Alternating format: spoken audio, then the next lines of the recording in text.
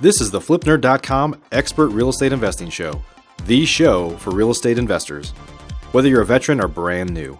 I'm your host, Mike Hambright, and each week I bring you a new expert guest that will share their knowledge and lessons with you.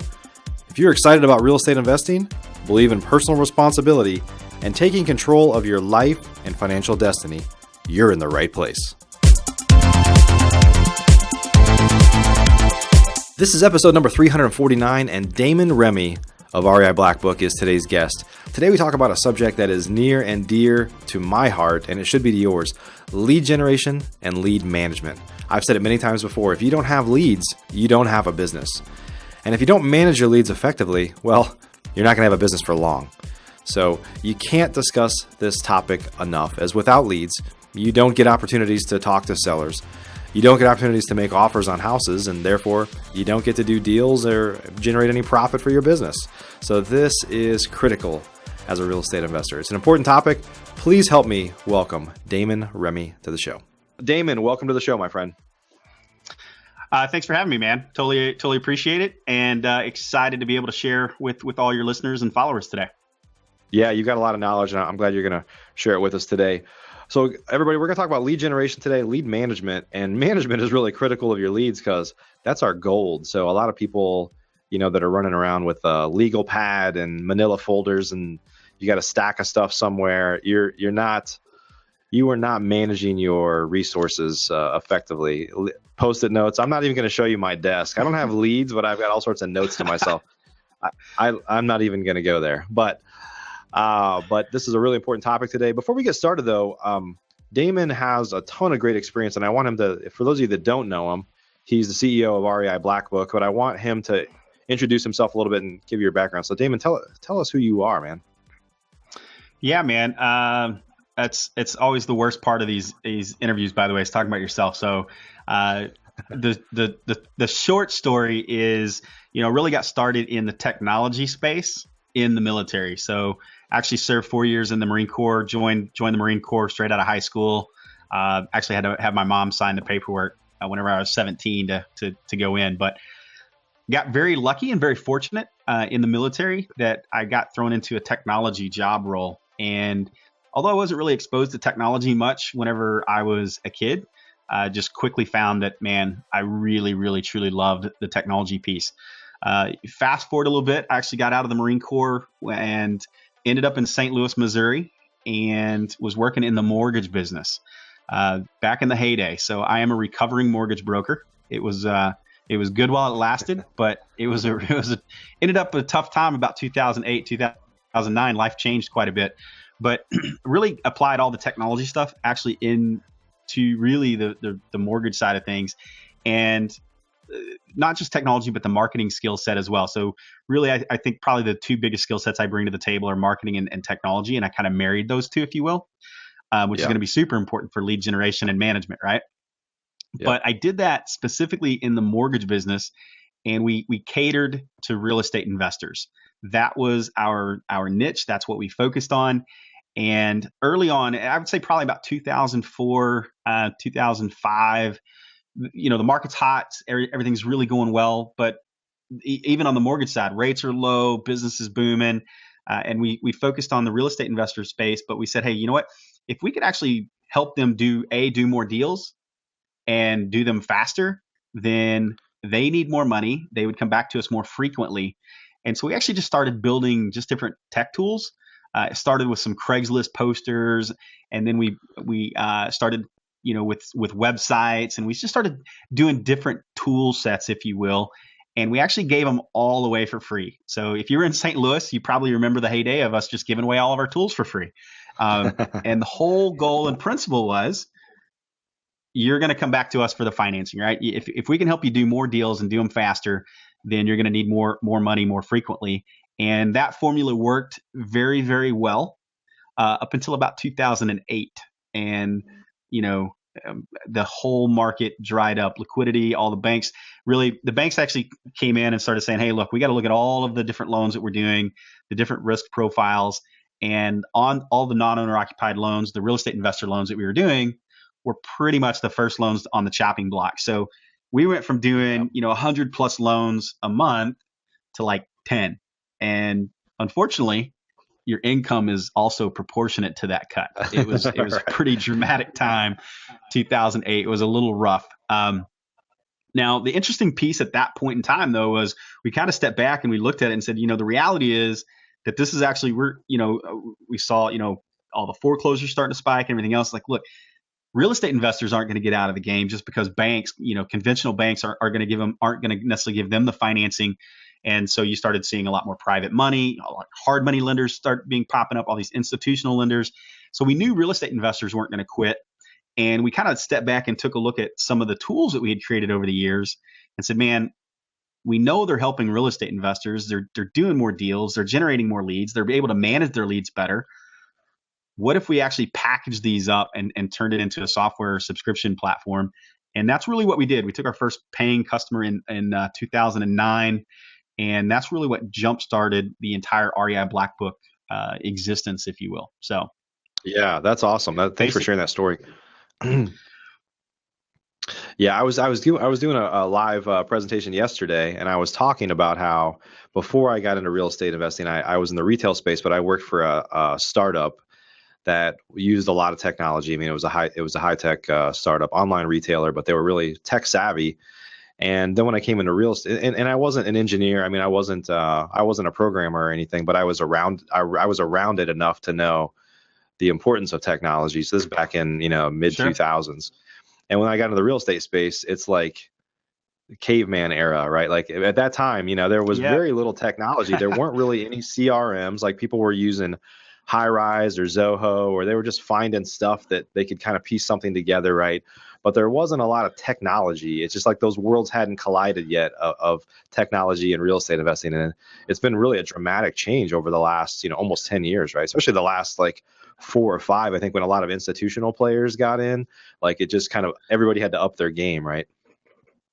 Yep. No, 100% agree. And still, I went through that in the mortgage space. So similar to you, I went through that in the mortgage space where, in 2004, the first mortgage company I actually really went to work for, they didn't even have email. So I introduced email to them. I mean, they were literally still dealing with fax rate sheets every day. And so we really kind of revolutionized some of the stuff they were doing, which was awesome. And then we just kind of said, even in our customers in the real estate investing space, again, was a huge hole.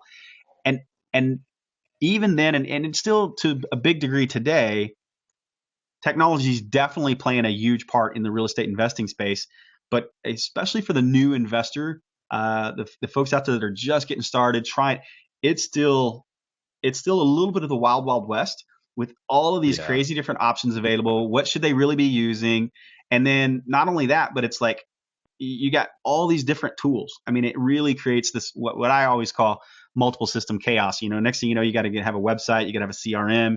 Now, next thing you know, they start talking about landing pages and autoresponders and text messaging and all this stuff. And you're like, how do I solve that? How do I conquer that? And, unfortunately, most of us still rely on the old Post-it note and sticky notes. It's the sticky note chaos. I mean, that is not a good lead generation model. I promise you.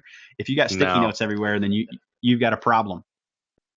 Yeah, absolutely. So, well, let's dive in. Let's talk about today. You're going to share your 5 pillars of, what do you call this? 5 pillars of success. What do you call? 5 pillars of exactly. It's really 5 pillars of success. And although we're talking about real estate investing today, this is really the 5 pillars of almost any business, realistically. But really, in context of real estate investing, what do these 5 pillars look like? So I'll cover that in detail, and we'll talk a lot about, because the first pillar really is the lead generation into marketing, which I know we just talked and you said you've got cool themes going on, and I know that's your theme is lead generation, and that's my favorite thing to do, actually. So I love the marketing and lead generation. And then we'll talk about that as well. So the 5 pillars, we really kind of just break that down pretty easily. The first pillar is marketing, right? So that is, guys, to even be in the game, you have to be able to market.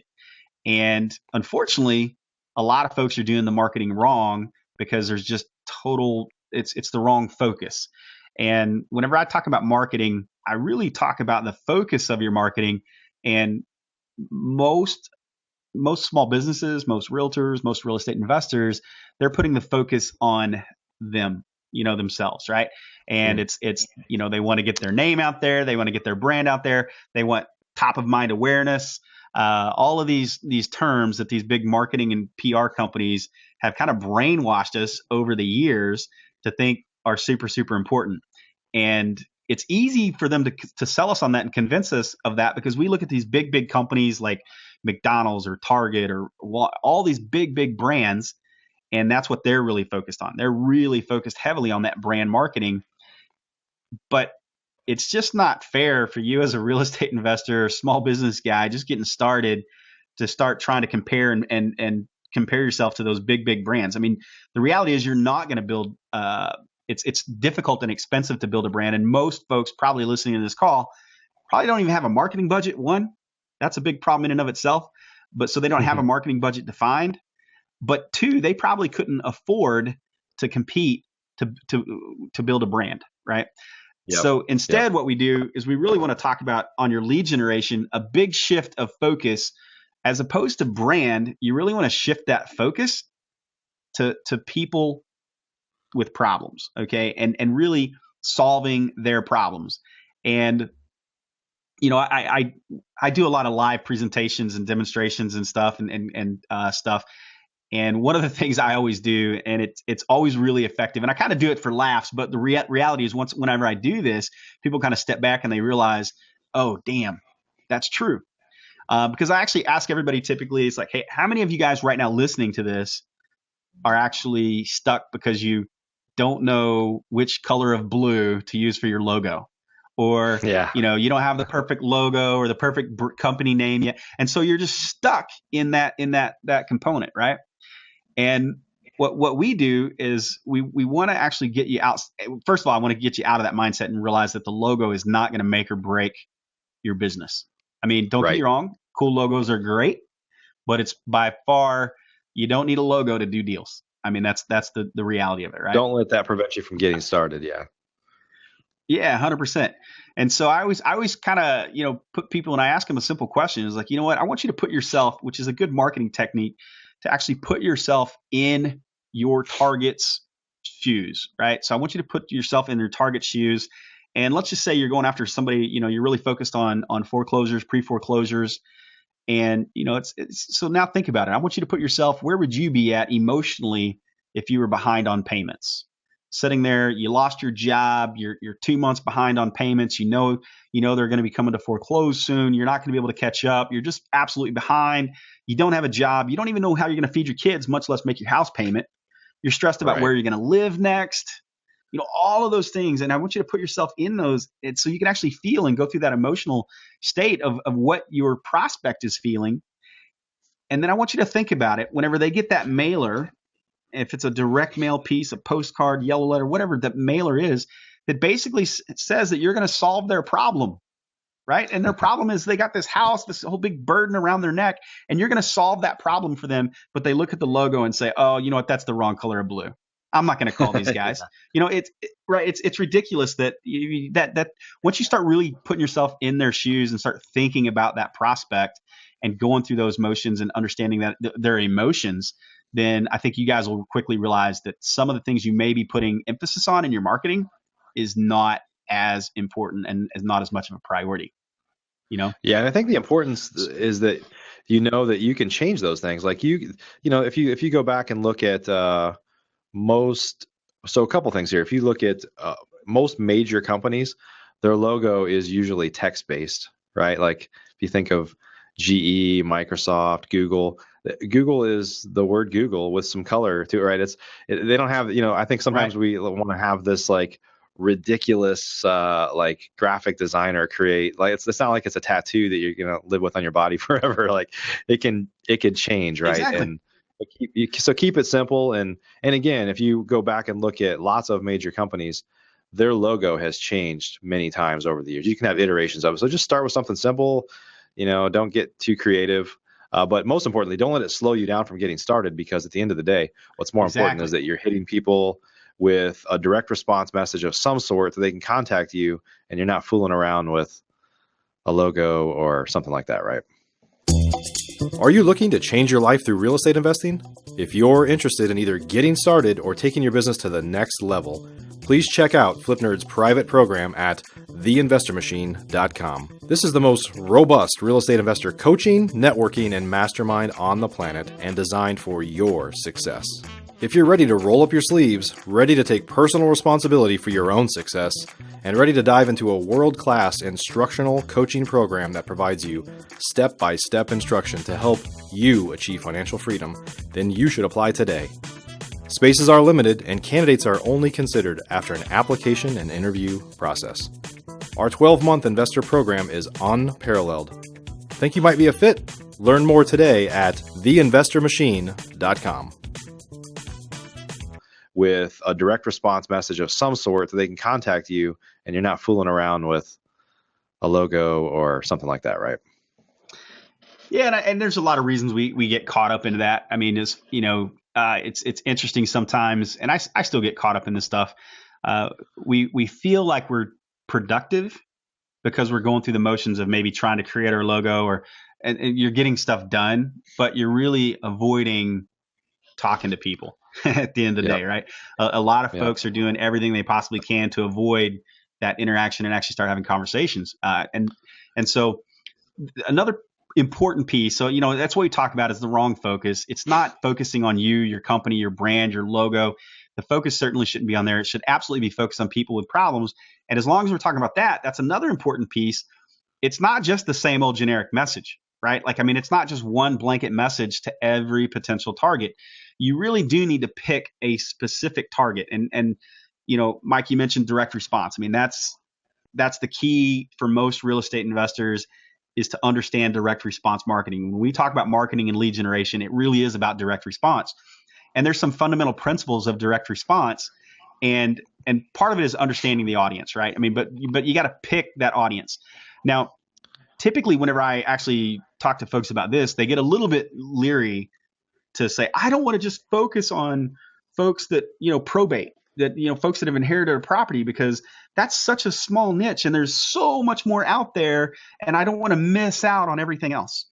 And so the important piece to understand is you want to focus and pick a particular small niche, like the probate. Okay. That's a perfect example. And we can kind of, dive into that. But that doesn't mean that you can't create other marketing funnels for the other opportunities in the other niches, right? So the first thing I always tell anybody to do in the real estate investing space, especially if you're just getting started or anything else, is like, all right, just sit down with a piece of paper and write down every target market that you could possibly really want to go after, right? So that's going to help you get over that feeling of, man, I'm missing out. I'm not going to be able to. What happens to the folks that are behind on payments? I want to go after those folks. Okay, perfect. But it's a different message from somebody that inherited their house. They inherited a problem, really, is what they inherited most of the time. Okay, as opposed to somebody that's behind on payments. That is two different direct response messages. Even though the solution to their individual problems are, hey, you're going to come in and buy their house, the communication and the conversations to get that dialogue started are different, right? Yep. That's a different segment. Like you don't want to seem too generic, right? Yeah, 100%. So, once you actually realize and you say, okay, hey, look, you gotta figure out the right target. Okay. And it's not about you, it's about them. Now you're focused on their problem.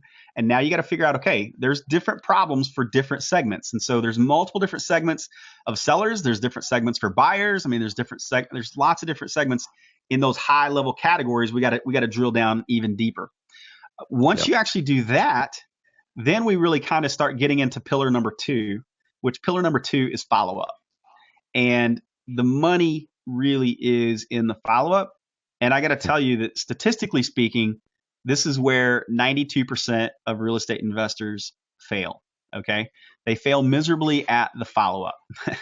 And I hear it all the time. People come to me and say, Damon, I need to generate more leads. I need to generate more leads, more leads, more leads, more leads. And more leads isn't always the solution. Sometimes the solution is just following up better with your existing lead flow. So more leads is typically going to mean more investing, more money. It's going to be more out of pocket. As opposed to, if I could just follow up better, what could that look like, right? Now, there's a couple of key elements in the follow-up. Now, first and foremost, this is extremely important. This is really where technology starts to help and can play a huge role, so that you have systems in place to, autoresponders and follow-up plans, task management, triggering you when to make the phone call. Because in step one, we identified all these different target niches, right? And you're going to have different follow-up messages for each one of those segments as well, right? So your follow-up plan for a probate lead is going to be different than it is for a foreclosure lead. So you need to have systems in place to be able to manage all of those things effectively. And another key to that is how many touches and how long it takes to buy. So Mike, I'd be interested to ask you a question. What's the longest somebody's been in your queue for a deal that you've done? From initial contact to you close the deal. I actually just was talking to. I did a Facebook Live thing yesterday, and was talking about lead generation, the importance of follow up and things. Just coincidentally, and I mentioned yesterday that we bought a house. This was last year, but we bought a house 54 months after we made our first offer. And our process is we follow up generally, early on stuff might be more frequently than once a month. Like if it's in play, like we call them maybe daily or every couple of days, and then it starts to trail off. And for us, it typically always ends up in the every 30-day type bucket. And so what we had whenever we buy houses, especially when they're long, I go back and look at the history because I just like to see the notes, because we have VAs that do most of our follow up. And we don't even stop following up if the number is disconnected, because the chances are the next month it's going to be reconnected again. But we had absolutely. That's perfect. We had essentially 50, 4.5 years of follow up, roughly every 30 days. And there were messages literally called left voicemail, called left voicemail, called left voicemail. Because that's mostly what happens. I mean, somebody like me, I would give up. I know the importance of follow up, so I have my team. That's their job, is to continue to follow up, even if I can't believe I'm leaving another message. I can't believe I'm going to call this number again. Right. But it was literally, they would say, well, we decided just to keep it, but they didn't tell us to stop calling, so we didn't stop calling. Or then at one point they said, well, we decided to put a tenant in there. No, we're just going to fix it up ourselves. Like everything had happened that you can imagine over 4.5 years. And then after essentially 54 months, we called them. They answered, and they said, is that offer still good? Imagine that. It's crazy, but you're right. The answer is not necessarily more leads. It's work the leads you have harder. I would also add that our type of seller is somebody that probably should have called us years ago. So there's naturally a bunch of drag your feet and delay the decision and stuff like that. So it's not like I'm hungry right now and I'm going to eat something right now. And if you don't get to me by 1 p.m., then don't market to me anymore because I've already found a solution. Like our people have a long sales cycle, right? Like they're going to delay this for as long as they can, probably.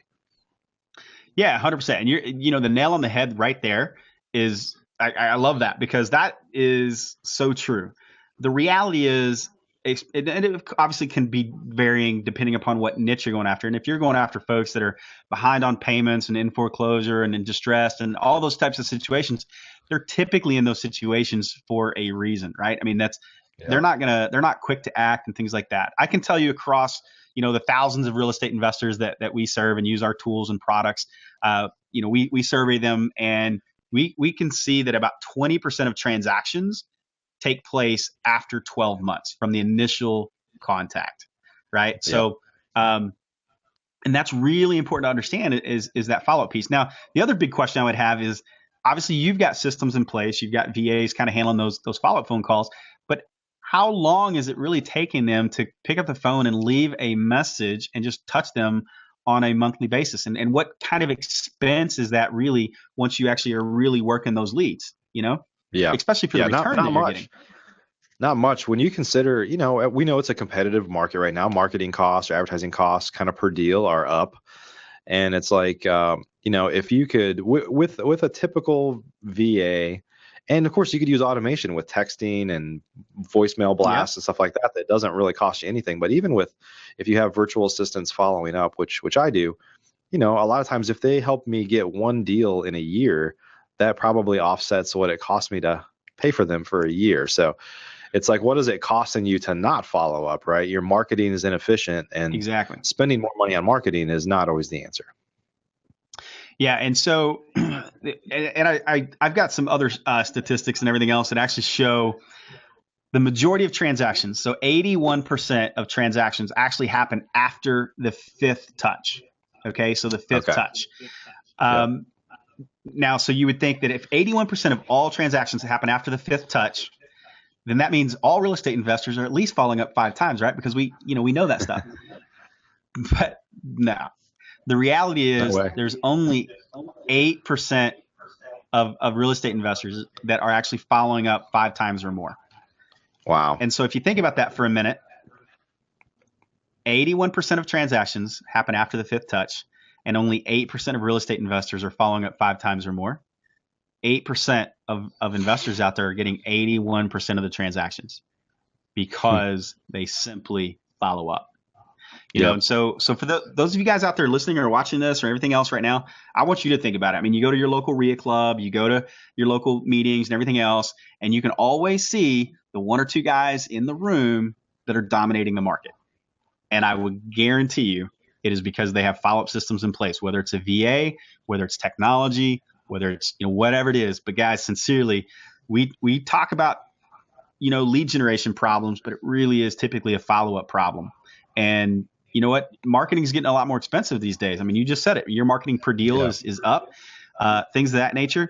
And I just think it's insane that so many business owners and investors out there are throwing away leads and just not following up adequately, even when they're told no the first time.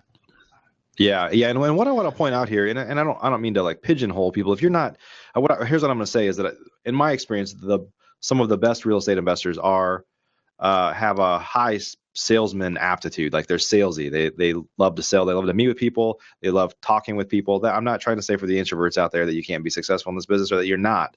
But if you are one of those people that I love to sit at the table and talk to people, I love trying to do deals and talking to people, you're probably not very good at follow-up because that's a detail-oriented task. And so I think it's just important to identify, because I know that about myself. I know how critical follow-up is, and I know that I would never call somebody 54 times. So therefore, I just had to define processes and assign it to people that I know that would get it done on my behalf. So if you hear this and you know that, like, I would give up after the third time of like, they're not answering the phone or I'm leaving another voicemail. If that's you, then you still have to do it.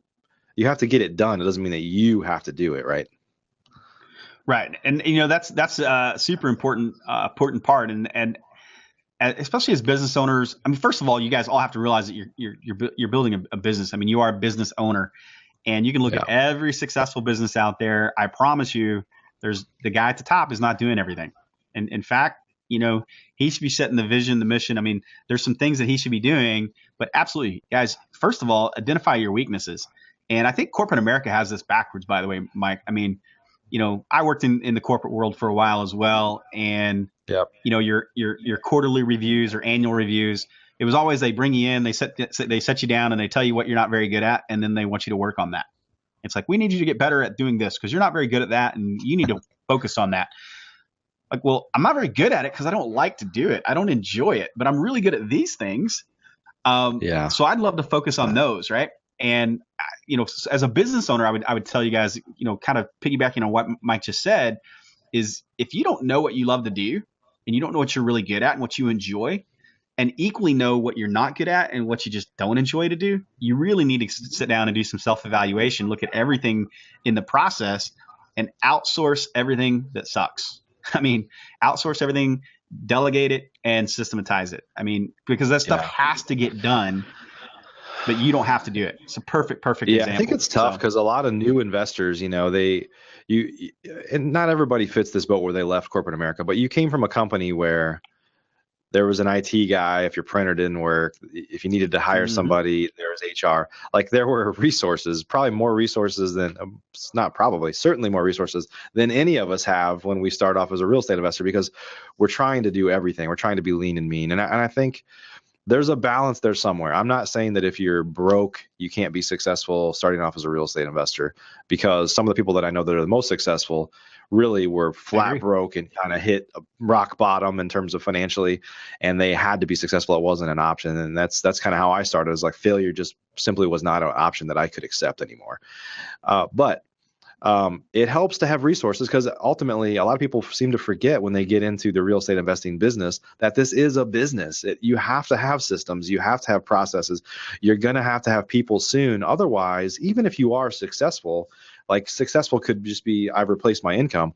Well, if you don't have those things in place, you've done nothing more than create another job for yourself. You can't leave. You can't leave to go on that vacation next week because the deal flow stops. So if you really want to be successful in this business, you've got to treat it like a business, and you got to recognize that you can't do it all. Yep. Dead on, man. I mean, I actually, and I'm sure this has been out there for a while. I just heard it the other day for the first time, and it was like, all right, what's the definition of financial freedom and success? It's like, I can go on vacation and I come back, and a true vacation where you truly unplug and everything else. And I come home and I've got more money in my bank account than when I left, and like that when I heard that, it's like, man, that totally is. How many of us can't leave? How many of us can't leave on vacation right now anyways, because everything stops. So we can't even financially afford it. But even more importantly, how many of us are actually making money when you're on vacation, and that's the freedom piece. So we kind of talked, to recap a little bit on the pillars. We talked about, pillar number one is the marketing lead generation. You got to be able to generate the leads, and then you got to be able to follow up. You got to have systems in place to be able to do the follow up. Unfortunately for most of us, especially as we're trying to do it all and we're not treating this like a business, whenever we actually go out and do our marketing and our lead generation, and we get a bunch of leads in the door, now we really start focusing on the follow-up, and we stop marketing, right? We turn off the marketing because we're like, whoa, we got too much going on. And so now all of a sudden, I generate, let's just say 100 leads. Statistically speaking, 2 of them are ready to do something.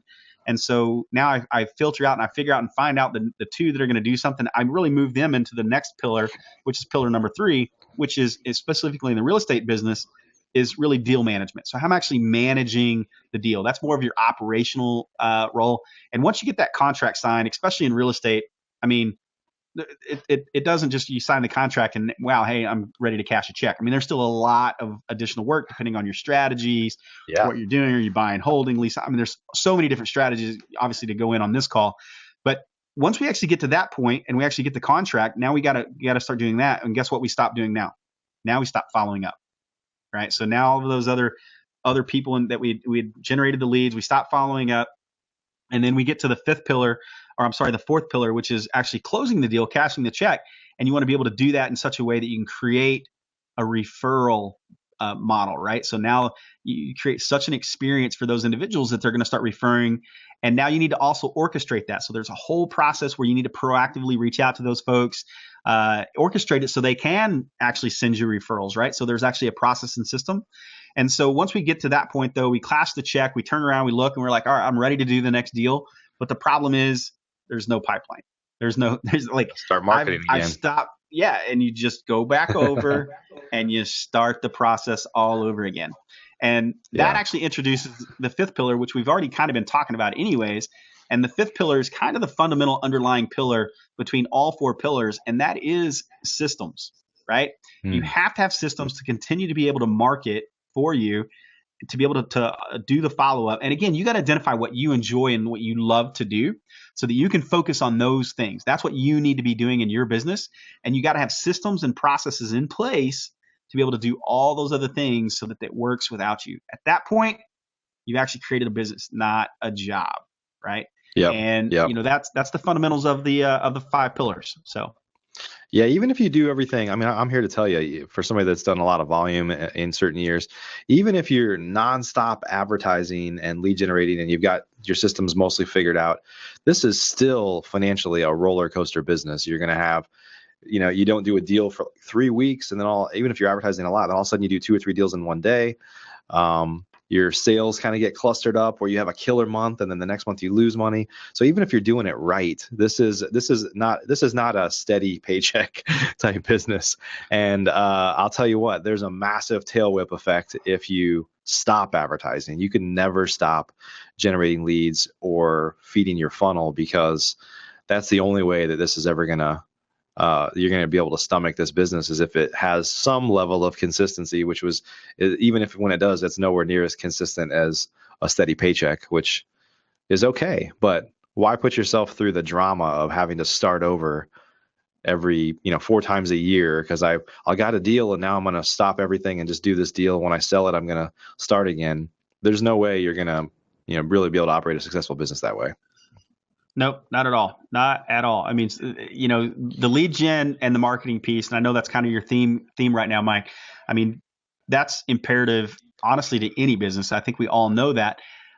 And I think a lot of people do struggle with that. I mean, some people absolutely love the marketing, but I think as a business owner, that's really where you got to step back and say, okay, fine. If I don't enjoy the marketing, or maybe I'm not having the success or the results I need, then okay, I need to bring in, like, what would you do in another business? I mean, you would bring either outside consultants, you would hire somebody. I mean, you would solve that problem, but that's the first problem. I mean, if you don't have that piece figured out, guys, I mean, this is a hobby at best for you. I mean, you got to get that lead gen dialed in. But then, like I said, the money, like, it's one thing to make the phone ring or the email ding, right, to get leads submitted, and you need a good, solid CRM system, guys, that can help you segment and follow up intelligently, right? I mean, there's lots of different tools out there. You know of any systems, Damon? I might be a little biased, but the tools are important, right?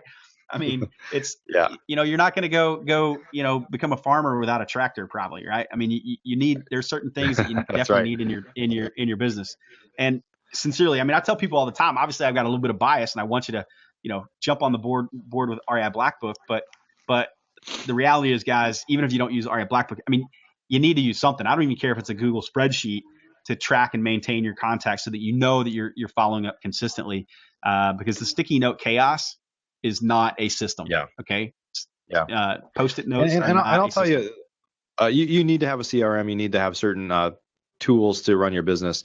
But a lot of times some people get glazed over a little bit when we're talking about systems, because sometimes systems is just a defined process for how you do something. Exactly. It doesn't necessarily need to be technology. It could be a checklist, right? It could be something simple. But I think the important part is, those are the things that allow you to scale, allow you to, a lot of the stuff we do in this business, quite frankly, is very redundant. Like in this business, from a marketing standpoint, well, I have to, order direct mail. I have to do these things every month. It's the same thing over and over again, which is why for a lot of real estate investors, their first hire should be a strong admin, because it's just repetitive administrative type tasks that you can do over and over again. When we buy a house, we have a task list of, I don't know exactly what it is. It's like 78 tasks that we do from the time we get a contract to buy a house, if we're going to rehab it, until the time we confirm that we got the wire, and everything in between. From the beginning, we sign the document. I have to sign the document as the owner. Then I send it to the title company. Then we, kind of go through these steps all the way to the end of take the lockbox off the door, tell the realtor to take the sign out of the yard. There's just individual tasks. But as you create these kind of systems and processes, then it allows you to kind of scale your business and, be able to do more things, whether it's networking or setting up some of these systems that you might be behind on, or God forbid, whether it's enjoying your life a little bit more and spending more time with your family, right? Right. I mean, the key there is you get to pick, right? That's right. You actually can start having some options of what you want to do. And I mean, you and I are both part of a mastermind together and everything else. And it's interesting to see the diversity, even, there's probably, 100 top investors in that group, but the diversity of some of those guys are just workaholics and they love to work, and that's what they do. And that's what they get their enjoyment. And that's awesome. And then some guys are just, on the beach way more than the lifestyle, than the others, crew. Yeah. But right. And it's totally, you're good either way. I mean, the cool part is it's your choice, it's your life. And that's a really good point, by the way, because I think a lot of people do get caught up when they hear the word systems to think that that's instantly technology. And it's it's not. Now the one good thing about this business is that it is very checklist oriented. It is very repetitive, the processes and stuff like that. So once you get that stuff defined, it's a lot easier than some other businesses that I'm involved in, to be able to bring other people in to help you do those tasks and to outsource it and to systematize it much more quickly.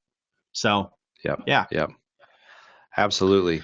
Well, Damon, definitely appreciate you spending some time with us today. Thank you, man. Appreciate it. I love being able to share and appreciate you giving me the opportunity. Yeah. So tell us a little bit if folks want to learn more about REI Blackbook and some of the things you've got going on, or even find a way to connect with you. Where should they go to learn more? Just reiblackbook.com. In fact, if you're out there struggling with a simple system, guys, we got a 30-day free trial. Go try it out. We once you're on that 30-day free trial, we do a bunch of additional lead generation, training, education, stuff like that. So all that's on reiblackbook.com. Super easy. That's awesome. Well, everybody, thanks for joining us today with Damon Remy, show number 349. We appreciate you. We're going to keep these shows coming at you. We're doing them live now. So usually on Wednesdays, because I'm having a hard time, we have a Flip Nerd fan page on Facebook, and for some reason I can't. This tool we use to do our interviews, I can't do it to a fan page. I can only do it to a group. So that's why I've kind of been doing them to my personal profile. But anyway, as soon as the wind changes directions, the technology on that will change. But just keep an eye on my Facebook profile, I guess, if you want to watch these live. And what we do actually with the live episodes is kind of after the episode. So just a minute here, we're going to actually open it up to Q&A for people that are listening if they have some questions and have a little bit of some additional discussion. So check us out live, or whether you're watching us on iTunes or anywhere else. You have 348 more episodes to watch and listen to if you haven't yet. So everybody, thanks for following along with us. We appreciate you. Wish you all the best. We'll see you on another episode soon. Have a great day. Thanks for joining us for this episode of the FlipNerd.com Investing Show. If you're not yet an elite member of FlipNerd, you're missing out. We have tons of great training, including a new detailed master class published each month, and live training webinars with experts twice a month. Plus, you'll get access to all of our archives, where we already have a growing library of master classes and other training videos. Elite members also get membership in our incredible online Mastermind group, where many of the top real estate investors from across the country, including many of the hundreds of guests I've had on the show in the past, are already members. Whether you're brand new, looking to get started, or a veteran, you simply must join today. I promise you won't be disappointed. To learn more or join today, please visit flipnerd.com/lab. That's flipnerd.com/lab. See you on the next show.